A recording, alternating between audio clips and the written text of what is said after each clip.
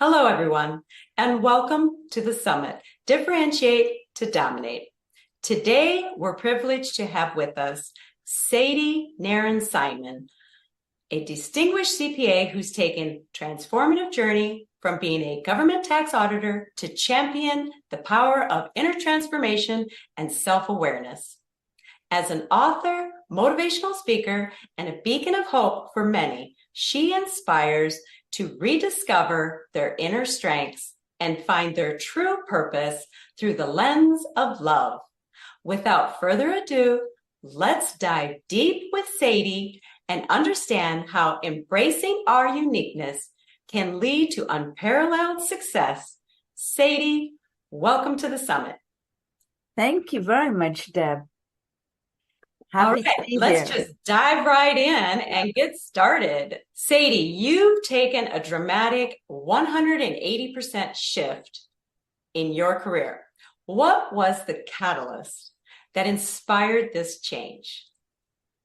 Oh my gosh. Well, I've got to say it was COVID and cancer, or cancer and COVID. And so let me explain. So I was diagnosed with cancer, and what that did abruptly to my life, and I don't want it to ever happen again. And I don't want it to happen to anyone else either. So it forced me to think about why am I here and my purpose, and the dreams that I've had in my heart, like all the things as a young teenager, surfaced. Of course, life went on, and it was a different generation. We went to school and the university and did all of that. But when cancer hit, I started to reflect on that inner voice as why I'm here. And then years later, a few years ago, COVID happened, and we were forced into this lockdown. And what this lockdown meant in Canada, I don't know about the United States, maybe they were a bit more flexible, but we were only allowed to go to grocery stores and pharmacies. So what that meant was we had to work from home, meaning that I didn't have to travel to work. So that was time, getting dressed, preparing lunches, going to lunches, etc. So we were just basically isolated within our four walls. So that again, that sent me into a self-reflection. And because we didn't have any external things interfering. So that inner voice was speaking again. I so happened that I spent all my spare time on self-education. I fell into the Dean Graziosi and Tony Robbins group. And of course, that really pushed it further, that inner voice, that why are you here, and your childhood dreams and career. I couldn't do anything about career anymore. I didn't have any control over my tax career. So both times, COVID and cancer, no control over my tax career. It was my spiritual belief that brought me out of gaining clarity, but thinking about the legacy that I want to leave. And time is precious. I cannot buy time. And this is where we are right now. Yes. So during that time period, were you working on your new upcoming book? The title of your new upcoming book is The Crooked Path is Perfect. What does that title signify, and how does it resonate with solopreneurs and small business owners?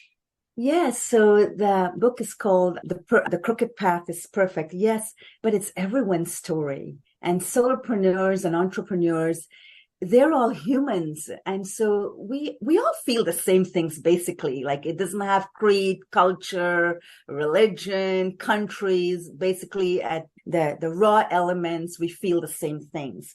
So the crooked path is perfect. Like, our paths are crooked. I mean, you could have gone through, things happen to us. You could have gone through a divorce, issues at work, or the reasons why you left your job to become a solopreneur or entrepreneur. So your path is crooked, but it's perfect because it's unique to you. And we're here for a reason. Like, if we believe in the unseen and we believe in the universal Father, perhaps these are experiences. Well, I feel that these are experiences that we need to learn in this life. So it does impact your audience of solopreneurs and entrepreneurs. I like that, the crooked path, but we're all perfect. And We're all it's perfect. okay to be different. And, your path, it's okay to have a crooked path because we're all unique. I like that. Yes, we're all unique. And the book, The Crooked Path is Perfect. And the subtitle is finding your powers within.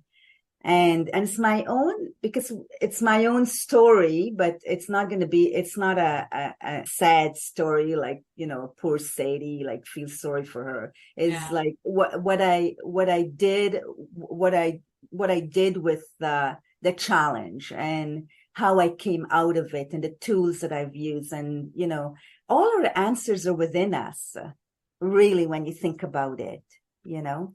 I like that. As entrepreneurs, we often face emotional challenges. How have your tools helped you transition from emotional darkness to light? And how can those tools aid our audience in their journey? Oh, wow. Well, very interesting. Yes, because we're developing self-awareness. And my tools, what I did was I broke it down into 3 modalities: so spirituality, physicality, mental, emotional wellness. And I feel like we need to connect to something. You can be an atheist, but you're a good person. You're walking along the boardwalk, looking at the water, watching the ripples, and you find a connect to something within. So that's how I say what spiritual is, not to get everybody scared, like they've got to, it's something religious or something.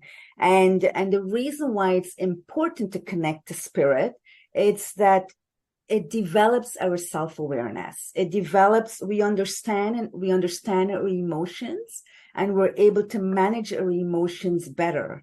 Oh my God, I could talk about emotions so much, because I myself have been in a quicksand of negative emotions, which contributed to the diagnosis of cancer. So I'm a really big fan of this. And so when you become aware of your thoughts and your feelings, you understand it, and you understand the triggers also. And when you acknowledge this, you're able to better address them. So it's healthier within, healthier outside. So you're able to respond to a business decision or to an employee, so it's really a positive.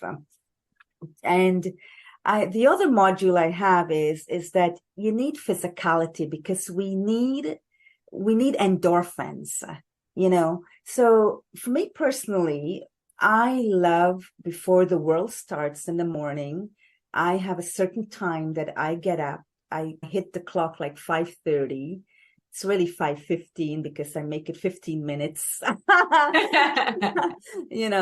And what that does to me, that's my time when the world is sleeping, that I do some physical moves, because we were locked down. So this is now precise. It doesn't have to be a long time. For me, it's a few minutes of yoga, because yoga is physical stretches, and it unites you. You're feeling it. It creates the sensation of unionizing mind, body, spirit. And from yoga, it really just, the straight progression to some meditation, which is just quietness, just sitting and just being quiet or still and focusing on your breaths. You can sit on a chair, you can sit on the floor, and prayers. That's my connection to spirit. And then I love to walk. I go walking along the water. For the audience, it could be something else. It could be just in nature, being with animals. And so that's my physical part. That's my spiritual part. And the mental, emotional part, what I do while I'm walking, for example, I put a podcast in, because it's important for us to, what are we feeding what's our spiritual food? What are we feeding our psyche? It's, instead of the news, we're feeding it something motivational. It could be a talk, it could be music.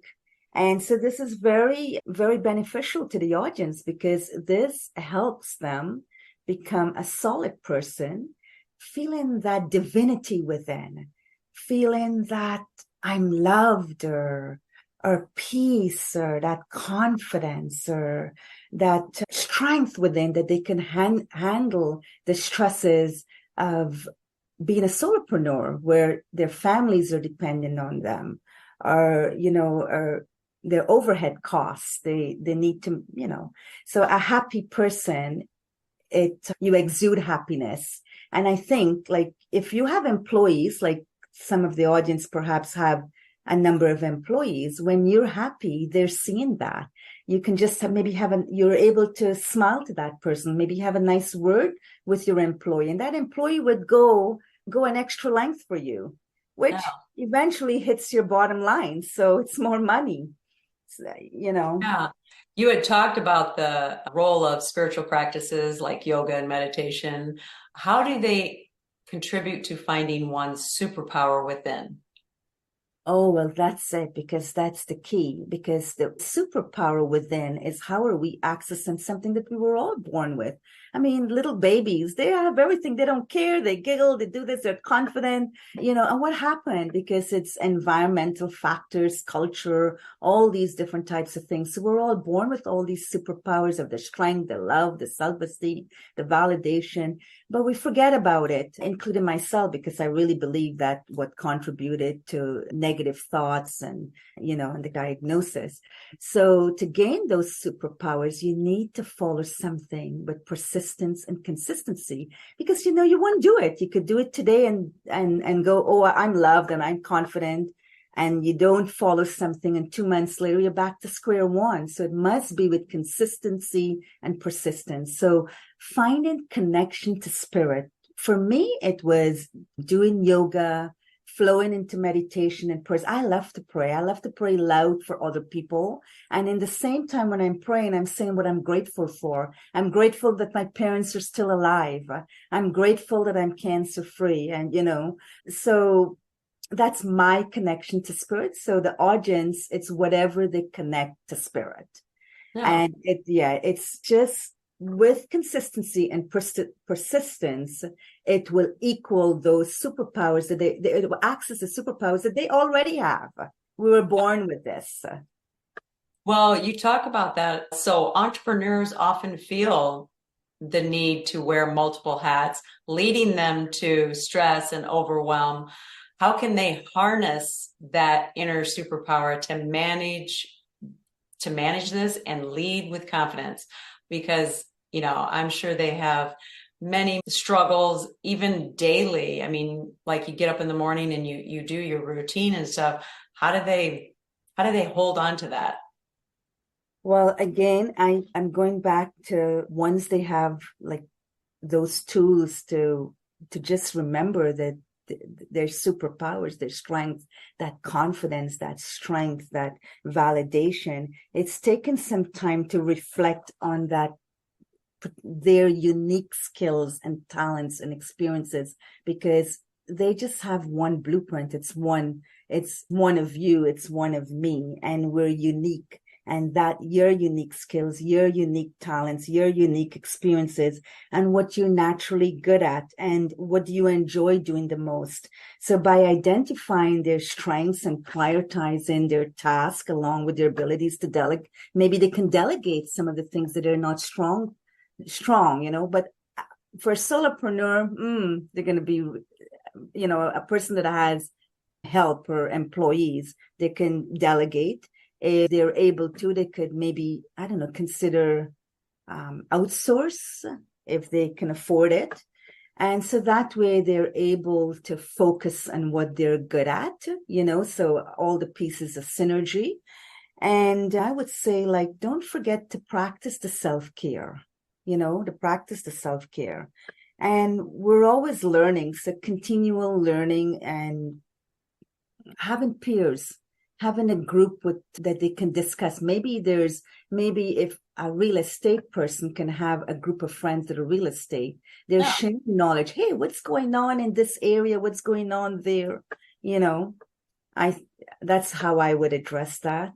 Yeah, networks are networks. Yes. Yeah. So important. Well, you kind of already answered about the, business owners utilizing their unique blueprint to master their market, which is what we're talking about today. Lastly, for all our listeners today, if there was one piece of advice or insight you'd want to give to help them embrace their uniqueness and scale their business, what would it be? Oh, to differentiate, to dominate. It's a powerful concept. And I would say utilizing their unique blueprint. That's the key to mastering their market, and because they have unique strengths and unique expertise, and just taking some time to reflect on their skills, their experiences, their passions, and what sets them apart from their competitors. Like for me, like I'm shifting my career from a tax auditor to not a foo-foo person, maybe my family would say, but a hope dealer. That's quite a shift. That's yes, quite a shift. So what is it that I'm bringing? I'm bringing my unique blueprint, my personality, because I feel that I could connect to others' heartstring, showing them how they can access the superpowers. So it's the same with the solopreneurs and entrepreneurs. Your audience is like what unique value that they can offer and their target audience. Who's the target audience? Like their niche. As Dean Graziosi would say that we have to have a dot. The universe it's huge and there's room for all of us. And we just need to focus on that dot, their target audience, And so that's what I would do. And maybe they can research and analyze their target audience and tailor their uniqueness to offering that audience. And developing a brand story. I'm trying to develop my brand here. And so as I've learned from my mastermind groups is crafting a competitive narrative that communicates your unique blueprint that resonates with your audience, your particular audience. So that's what I would leave to. That's how you would differentiate to dominate. Awesome. We're all so different, but we're all, that's good. And I like, you're talking about blueprint and almost like fingerprint. There's no two of us alike. We each have our own print. Yes, So there's no I two like of that. us. Yeah. Well, when is your book going to be published? Do you know yet, or? Well, at the moment, I'm still working full time as a senior tax auditor with our Canadian government. And a lot of family care is going on because, long story short, it's going to be out in the fall of 2023. So I'm really working hard to get that done. And the name of the book again? It's The Crooked Path is Perfect, Finding Your Powers Within. Awesome. Thank you so much. Now, Satie, your journey and insights have given us a fresh perspective and embracing our authentic selves in the business world. Your wisdom on drawing strength from within is a valuable guidepost for entrepreneurs navigating the diverse challenges of today's market. We deeply appreciate your willingness to share your experiences and strategies with us. To our audience, as we proceed with the summit featuring more experts, let's keep Satie's teachings in mind, harnessing our inner superpower and bringing our true, unique selves to the forefront can revolutionize the way we approach our businesses. So stay true, stay powerful, and always remember to differentiate to dominate. Thank you, Satie.